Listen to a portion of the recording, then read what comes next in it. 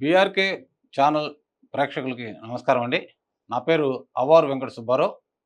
నాది బాలాజీ నగర్ అండి. సికింద్రాబాద్ దగ్గర యాప్రాల దగ్గర బాలాజీ నగర్‌లో గత 20 సంవత్సరాల నుంచి ఆయుర్వేద వైద్యం చేస్తున్నానండి.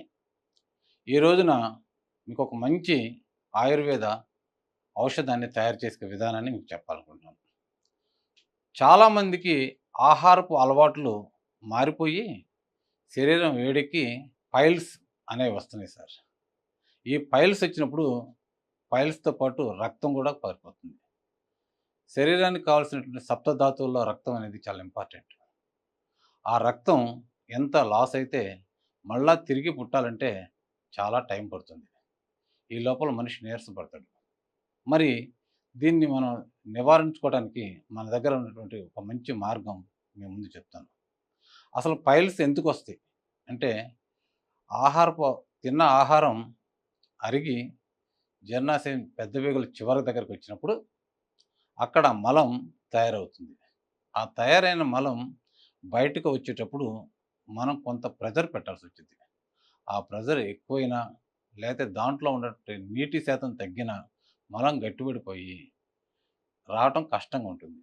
అలాంటప్పుడు ఇంకా ఎక్కువ ప్రెజర్ పెడతాం వల్ల అక్కడ ఉన్నట్టు సన్నటి నరాలు చిట్లి రక్తం బయటకు వస్తుంది.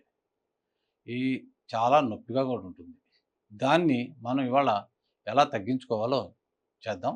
దానికి ఉపయోగపడే ఐటెమ్స్ రెండే రెండండి. అది ఒకటి గులాబీ పూలు, రెండోది పంచదార కానీ లేదా నవబోతు కానీ. ఈ పంచదారని నవబోతుతో మనం చేసేటువంటి దాన్ని గుల్కంద్ అంటారు. ఇలాంటి గుల్కంద్‌ని ఒక స్పూన్ రోజు తినగలిగితే నెక్స్ట్ 24 గంటల్లో కల్లా ఆ రక్తం వచ్చేటువంటి దాన్ని తగ్గిపోతుంది. ఇప్పుడు ఆ గుల్కంద్‌ని మనమే ఎలా తయారు చేసుకోవాలో మీకు ఇప్పుడు చూపిస్తాను. మంచి నాటు గులాబీ పూలని తీసుకోండి.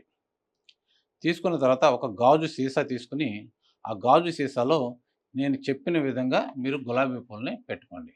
ఇది ఒక గాజు సీసా.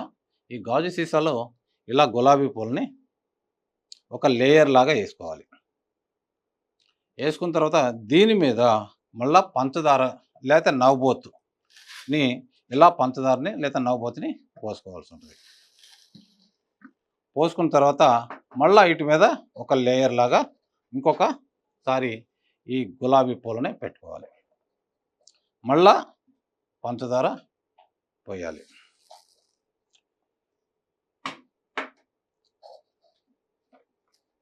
మళ్ళా గులాబీ పూలు. ఇలా గులాబీ పూలని లేయర్ లేయర్లుగా మధ్య మధ్యలో పంచదారని నింపుకుంటూ గాజు సీసాలు పెట్టేసి దీనిని మనం ఎండకి పెట్టగలిగితే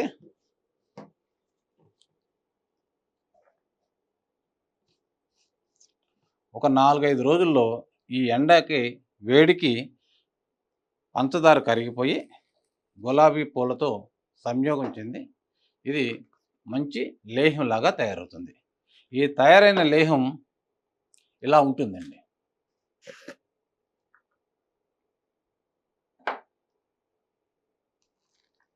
ఈ తయారైన లేహం ఇలా ఉంటుంది.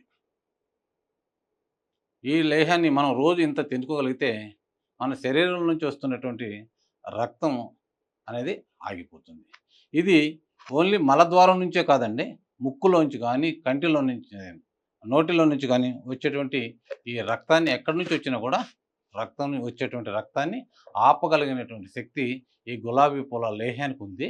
మీరు కూడా ఇంట్లో తయారు చేసుకుని ఇలాంటి సమస్య వచ్చినప్పుడు తీసుకోవచ్చని చెప్తున్నాం.